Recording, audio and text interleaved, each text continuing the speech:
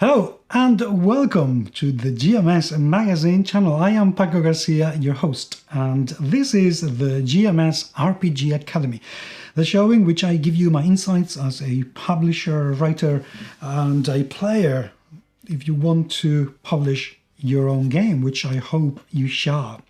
Today I wanted to talk to you about something that sprung to mind recently thanks to PAX Online, and this is about mostly, okay, for people who already have an awful lot of material and you've been playing for years and years and years about a game and you don't have your own game, but you have an awful lot of material. And it would be nice to have it published, because I think most of the best adventures I ever played are the adventures that people invent themselves, the ones that you design. And there's a wealth of material out there that will never see the light of day unless it comes out through a third party. In the last few years, there has been a plethora of companies who have opened their systems, have opened their IPs to be able, or to enable other people to publish through them. For example, the Call of Cthulhu. You can publish for Call of Cthulhu through the Miskatonic repository.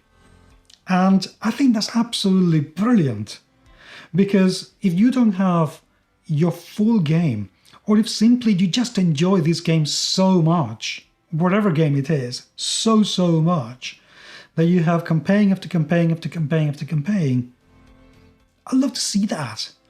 I think it would be absolutely wonderful if that material came out. How does this work? Well, essentially you write for the game and you sell it through the company. They provide pretty much anything. You know, the one I have any kind of experience with is with Chaosium, and they give you ink-signed files so you can have your own layout already set, and it's beautifully well done. You get all the logos, all the fonts, all the everything. You sell through the Miskatonic repository, so you're joining the back of a giant that already has an awful lot of audience and fans. So you don't have to build up everything from scratch. It's beautiful. Is it perfect? Well, no. No system is. It isn't perfect because the truth is you lose a little bit of control. You lose a little bit of control and a little bit of earnings.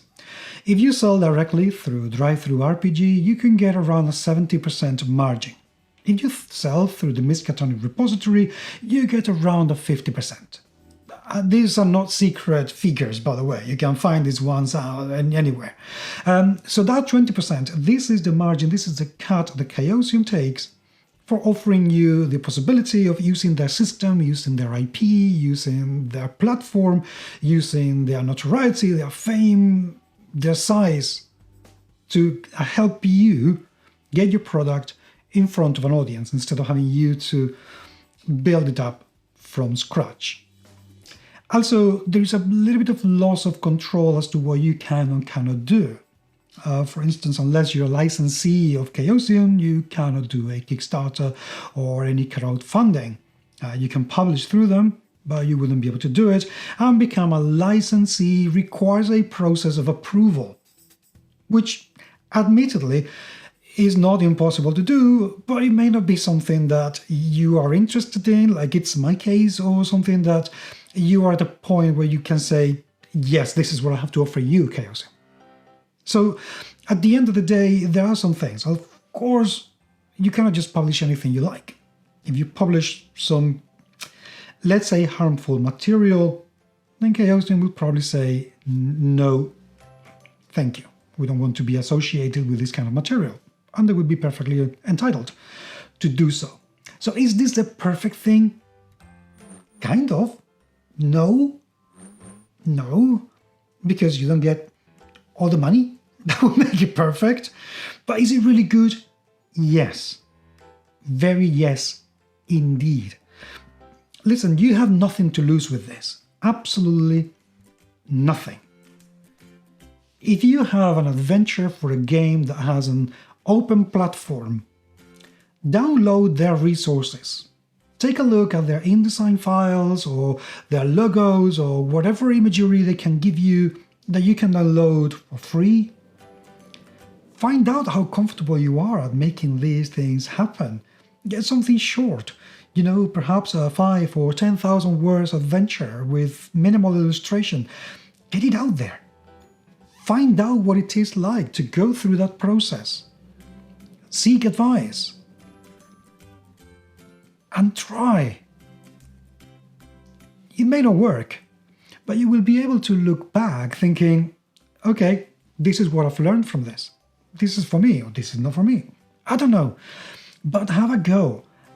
It is a truly wonderful opportunity that works better for people who don't want to publish a full game. That you just want to publish, your own adventure or your own supplement. GM's Guild is doing incredibly well, and some people are doing fantastic work. Really, as in top notch. Why can't that be you? It's easy, and if your IP doesn't seem to be open, you know what? Talk to the company. Talk to them. There will be some that you won't be able to do anything about. If you won't be able to publish anything for Marvel because they're not going to let you.